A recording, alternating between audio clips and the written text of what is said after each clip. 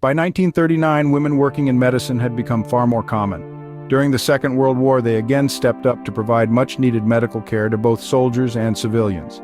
The Royal Army Medical Corps included female doctors by 1939. They were allowed to serve overseas for the very first time during the Second World War, though most served in military hospitals in Britain. They had officer status just like male doctors. However, it was still seen as very controversial for women doctors to examine and treat men. Some soldiers objected. Far more hospitals in Britain employed women doctors by 1939, and this increased during the war as more men volunteered.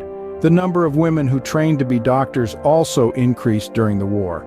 However, as in 1918 when the war was over, most women doctors who had replaced men had to step aside.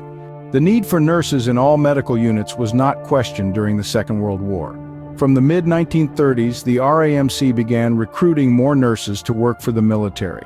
When war broke out, military nurses were sent all over the world wherever British troops were fighting. From 1941, they were given military ranks equivalent to soldiers. Some nurses were killed, others became POWs, prisoners of war. Many were honored for their work. Just as in the First World War, other women volunteered for charities or as VADs and worked providing nursing care for the military. Many of these were not qualified nurses, however. This time, qualified nurses tended to remain in their jobs in Britain where there was a massive need due to the civilian injuries caused by bombing raids.